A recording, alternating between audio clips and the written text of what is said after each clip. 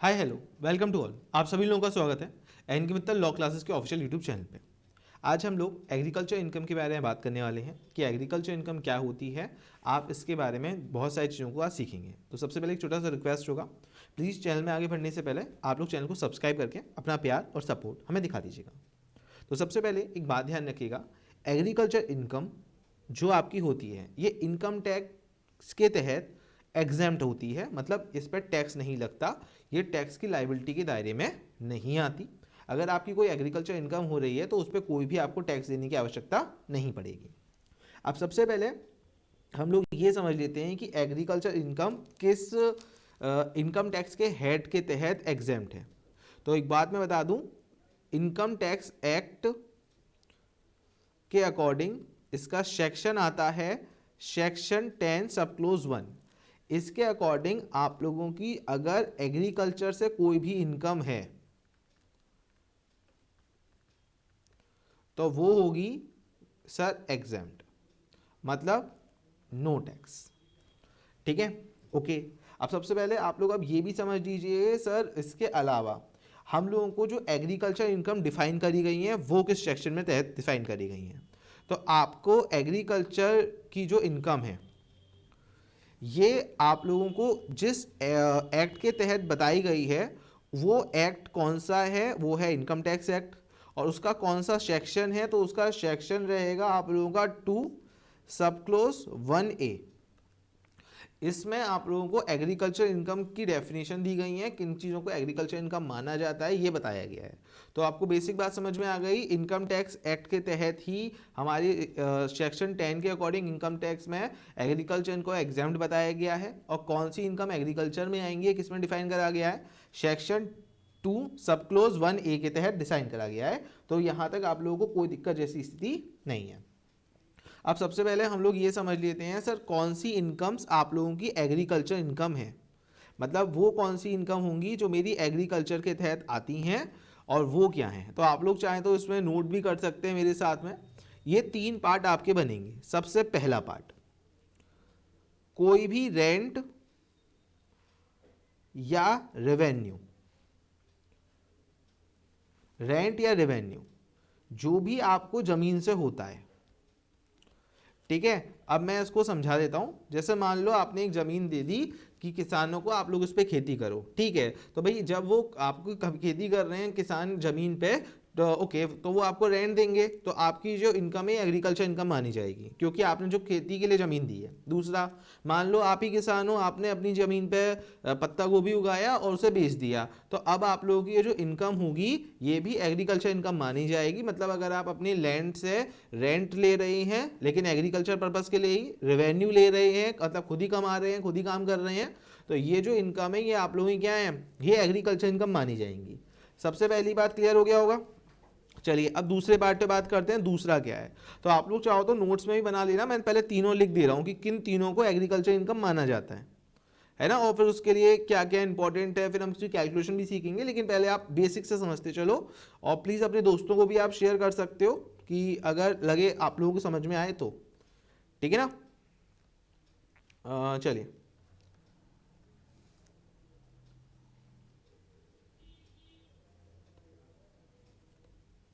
any income derived from the such land by the agriculture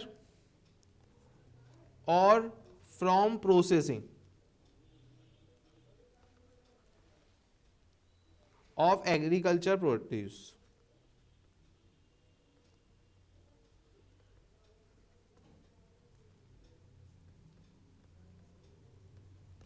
देखो, मान लो आप कोई ऐसे काम में लगे हुए हो जो एग्रीकल्चर में हेल्प करता है। जैसे सर, जैसे मान लो एक किसान है, वो गेहूं अपने यहाँ पे उगा रहा है, सही बात है, और उसे बेच रहा है, ठीक है। लेकिन उसके बीच में वो भी तो बहुत सारे काम होंगे, गेहूं की कटाई होगी, निराई होगी, हाँ सर। और सर उसके अलावा आप लोगों को एक बात ही बताइए, छानना वगैरह पड़ेगा, साफ करना पड़ेगा, हाँ सर, बहुत सारे काम होंगे। तो अगर मान लीजिए आपका काम इस प्रोसेस के तहत ही कमाई करना है कि हाँ हम लोग गेहूं की सफाई वगैरह करवाने में हेल्प करते हैं, तो अगर आप कोई भी ऐसा बिजनेस करते हैं या कोई भी ऐसा काम करते हैं जिससे आपको ऐसी इनकम है जो कि आपको एग्रीकल्चर को प्रोड्यूस करने में हेल्प करता है, उसकी प्रोसेस में हेल्प करता है, तो वो इनकम भी आपकी क्या होगी, तो वो इनकम भी आपकी एग्रीकल्चर इनकम होगी। तो आई होप यहाँ तक मेरी बात समझ में आ गई होगी। अब तक हमने 2-3 बातें समझ ली। आपने अपना रेंट दे रखा है लैंड को, जिस पे आप लोगों का बोल रहे हैं खेती करो, हमें किराया दे दो, ठीक है, एग्रीकल्चर इनकम। दूसरा, अगर आपने खुद ही खेती करी, खुद ही उगाया, आपकी भी एग्रीकल्चर इनकम, ठीक है। तीसरा, मान लीजिए आप प्रोसेस में हेल्प करते हैं एग्रीकल्चर के, तो वो भी क्या है, आपकी एग्रीकल्चर इनकम का पार्ट होगा। अच्छा ठीक है। अच्छा मान लो आपका कोई फार्म हाउस है और उस फार्म हाउस का यूज आप एग्रीकल्चर के लिए करते हैं। किसके लिए? एग्रीकल्चर के लिए। तो उस जो फार्म हाउस, फार्म बिल्डिंग है या फार्म हाउस है आपका, तो उससे भी आपकी जो इनकम होगी वो क्या होगी? एग्रीकल्चर इनकम मानी जाएगी। ठीक है ना। यहाँ पे मान लीजिए आपने नॉर्मली चीज़ों को कर रखा है कि भाई मेरे फार्म हाउस पे पत्ता गोभी उगाओ, वो कोई बहुत बड़ा खेत नहीं है, थोड़ा सा ही छोटा सा एक बाग बगीचा टाइप का आपने रख लिया कि वहाँ पे ही मेरे भाई थोड़ा सा काम वाम करो, वहाँ से अब मान लीजिए बहुत सारे पत्ता गोभी उगा दिए गए, मान लो, क्या कुछ भी उगा लो, ठीक है, ठीक है। अब उनको हमने सेल आउट करवा दिया, तो वो एग्रीकल्चर इनकम का पार्ट है हमारा। ठीक है। तो any income from the farm building भी क्या होती है? एग्रीकल्चर इनकम में मेरी मानी जाती है। कोई दिक्कत आई होप यहाँ पे नहीं होगी। ठीक है। तो ये तीनों बातें आप लोगों को क्लियर हो गई होंगी। इसमें एक छोटी सी बात आप लोग और शामिल कर सकते हैं, जिससे आप लोगों को और यहाँ पे 4th पॉइंट के पॉइंट ऑफ व्यू पे इसी में शामिल कर दे रहा हूँ, आगे बताने से अच्छा है इसी में शामिल कर दे रहा हूँ। मान लो कोई बंदा है और वो नर्सरी के थ्रू पैसे कमाता है। ठीक है ना। नर्सरी क्या होती हैं आपको समझ में आता है? ऐसा मान लीजिए नर्सरी क्या होती हैं सर, हम लोगों ने नर्सरी देखी है जहाँ पे पेड़ पौधे बिकते हैं, वो वाली है ना। छोटे छोटे पौधे होते हैं ना, गुलाब का पौधा मिल रहा है, तुलसी का पौधा मिल रहा है, नीम का पौधा मिल रहा है, छोटे छोटे पौधे मिलते हैं। हाँ, तो मान लीजिए एक बंदा उसका बिजनेस करता है, तो उसने एक बहुत बड़ा सा एरिया ले रखा है, वहाँ पे पौधे वगैरह उगाता है और उन्हें बेच देता है। तो भाई तुम भी एग्रीकल्चर इनकम में ही काउंट करे जाओगे। तो अगर नर्सरी से कोई इनकम हो रही है तो वो भी क्या होगी? एग्रीकल्चर इनकम होगी। तो आई होप आप लोगों को बात समझ में आ गई। आपने रेंट दे रखा, आपने जमीन दे रखी है रेंट पे खेती के लिए, एग्रीकल्चर इनकम। आप खुद ही उगा के बेच रहे हो, एग्रीकल्चर इनकम। आपने प्रोसेसिंग में हेल्प कर रहे हो एग्रीकल्चर के, एग्रीकल्चर इनकम। आपका कोई फॉर्म है, वहाँ पे आप थोड़ा मोटा खेती करवा दे रहे हो, वो भी एग्रीकल्चर इनकम। आपका मान लो आपने नर्सरी ले रखा है, आपका पर्पस नर्सरी रखने का ये है कि आप उसे बेचो पौधों को और पैसे कमाओ, ठीक है, वो भी एग्रीकल्चर इनकम। तो मेरे भाई सबको ये क्लियर हो गया कि एग्रीकल्चर इनकम क्या होती हैं और कैसी रहती हैं। अभी हम लोग बहुत सारे आपके और भी डाउट यहाँ पे क्लियर कर देंगे कि इनको एग्रीकल्चर इनकम नहीं माना जाता है, या फिर अदर अलग पॉइंट भी कि भाई क्या क्या होना मस्ट है। देखिए, अब एक मोहन नाम का आदमी है, सुनिएगा, ठीक है, एक एग्जाम्पल समझिएगा। एक मिस्टर मोहन है, ठीक है, ये इनके पास एक ज़मीन है कनाडा में।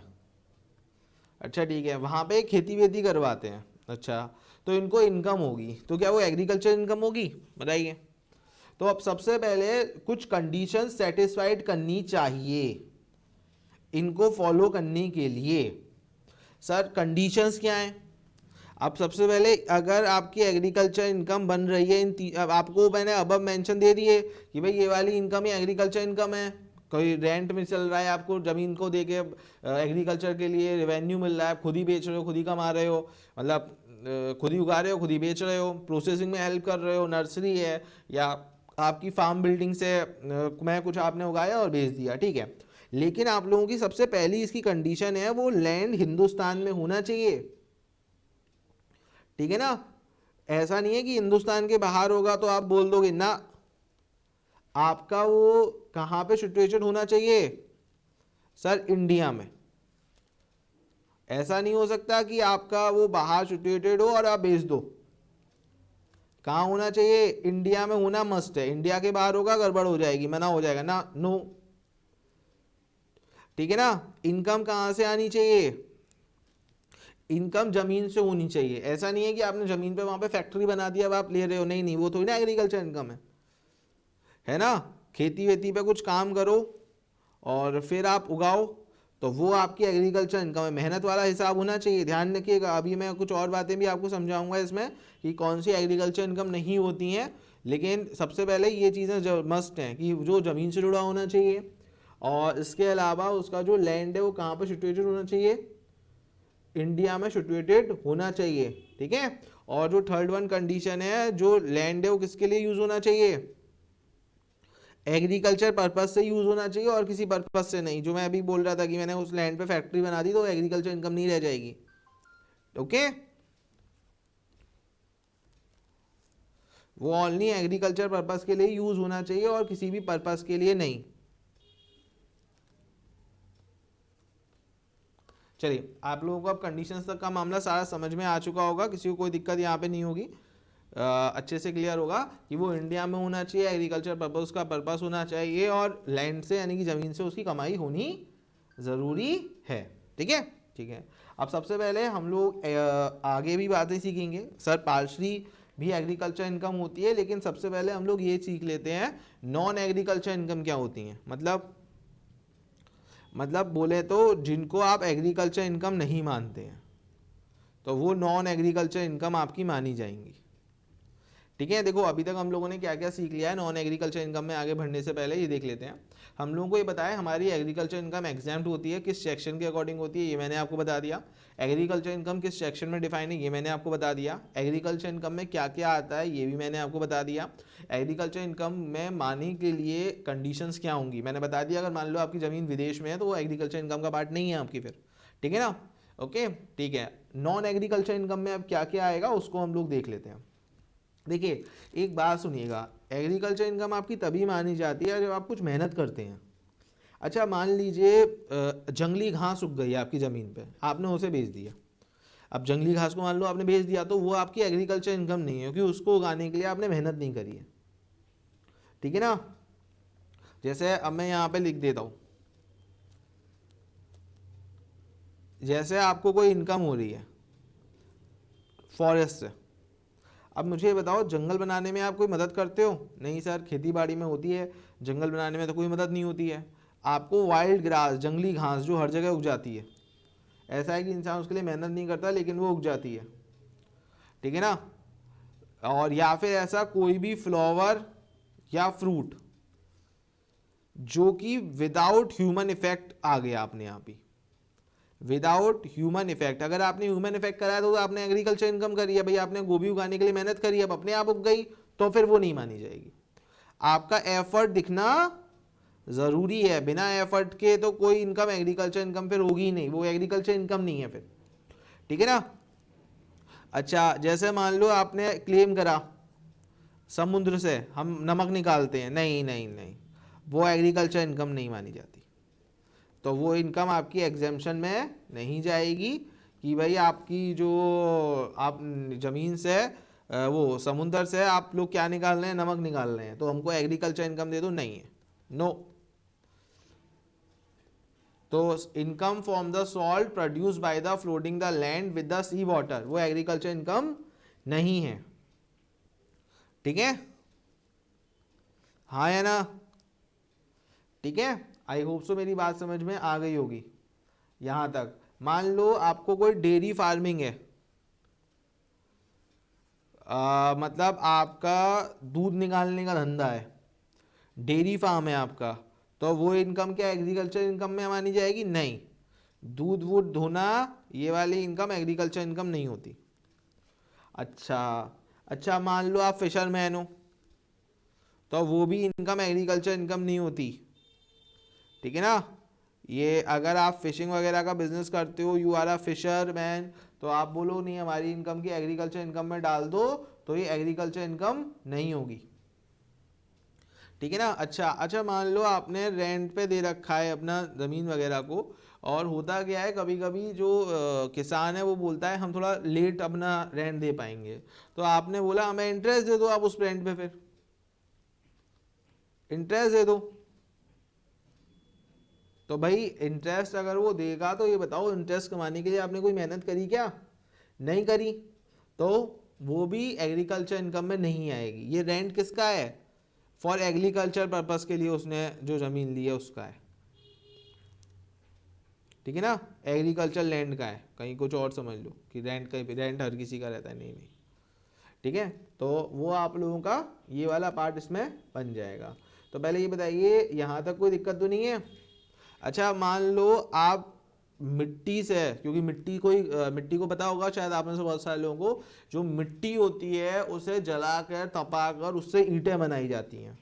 तो अगर आप ईंट बनाने का धंधा करते हो तो वो भी एग्रीकल्चर इनकम में शामिल नहीं होता है, इस बात को ध्यान रखिएगा, वो चीज़ भी एग्रीकल्चर इनकम में शामिल नहीं है। बताइए।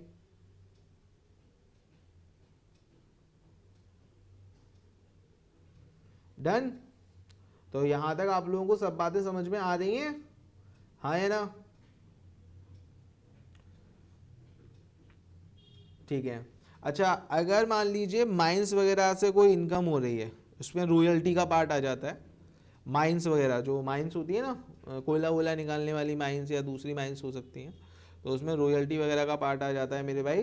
तो अगर मान लो उससे कोई इनकम हो रही है, रॉयल्टी इनकम ऑफ माइंस, तो वो भी आपकी एग्रीकल्चर इनकम नहीं होगी, नहीं होगी। ठीक है, ठीक है। अच्छा, मान लीजिए एक दुकानदार था, उसने क्या करा, उसने किसान से खरीदा और फिर बेच दिया, तो क्या वो एग्रीकल्चर इनकम है? मान लो मैं एक बिजनेसमैन हूँ, मैं गया फार्मर के पास, फार्मर भाई तुमने अपनी खेती में बहुत सारे सामान उगा रखा है, इसे मुझे बेच दो। मैंने इसे ले लिया और फिर उसके बाद मैंने इसे सेल आउट कर दिया। This is not a agriculture income. ये किसान की तो एग्रीकल्चर इनकम है, लेकिन मेरी एग्रीकल्चर इनकम नहीं होगी। किसान की तो एग्रीकल्चर इनकम है, क्योंकि भाई किसान ने तो उगाया है, उसके लिए तो एग्रीकल्चर है, लेकिन मेरे लिए एग्रीकल्चर नहीं है। मतलब कहने का मतलब, मैं गया, मैंने किसान से सब्जी खरीदी उसकी और मैंने फिर बाकी बेच दी, रीपरचेज कर दिया, है ना, एक तरह से, और उस पर प्रॉफिट और कमा लिया, तो ये नहीं होगा, है ना। मैं इसको एक बार लिख देता हूं, profit on sale of agriculture product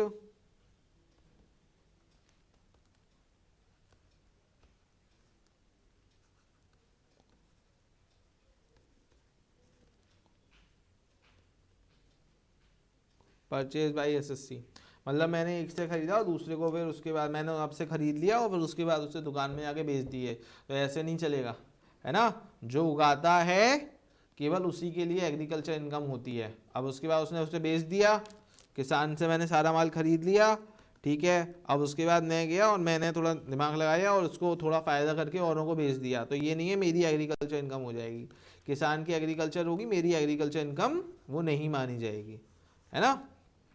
तो आई होप सो आप लोगों को क्लियर हो चुका होगा कुछ चीज़ों के बारे में। अब यहाँ पे एक बार फिर से देख लेते हैं, हम लोगों ने अच्छे से समझ लिया है। हमारा इनकम टैक्स एक्ट के तहत एग्रीकल्चर इनकम एग्जेम्प्ट है, उसका सेक्शन क्या है ये हमारा क्लियर हो गया, किन इनकम्स को एग्रीकल्चर इनकम माना जाता है। हमने ये भी समझ लिया है कि हमारी जो जो इनकम्स थी वो एग्रीकल्चर इनकम्स थी, और हमारी कंडीशंस भी क्लियर हैं कि भैया इंडिया में आपकी लैंड होनी चाहिए, आपकी लैंड एग्रीकल्चर पर्पज़ के लिए यूज़ होनी चाहिए, और लैंड से इनकम होनी चाहिए। चाहे आप वो लैंड दूसरे को दे दो रेंट पे और एग्रीकल्चर वो काम करे, तो आपकी एग्रीकल्चर इनकम, आप खुद उगाओ खुद बेचो, एग्रीकल्चर इनकम। आप प्रोसेस में हेल्प करवा रहे हो एग्रीकल्चर की, एग्रीकल्चर इनकम। आप अपने फार्म हाउस में कुछ उगा के बेच दे रहे हो, एग्रीकल्चर इनकम।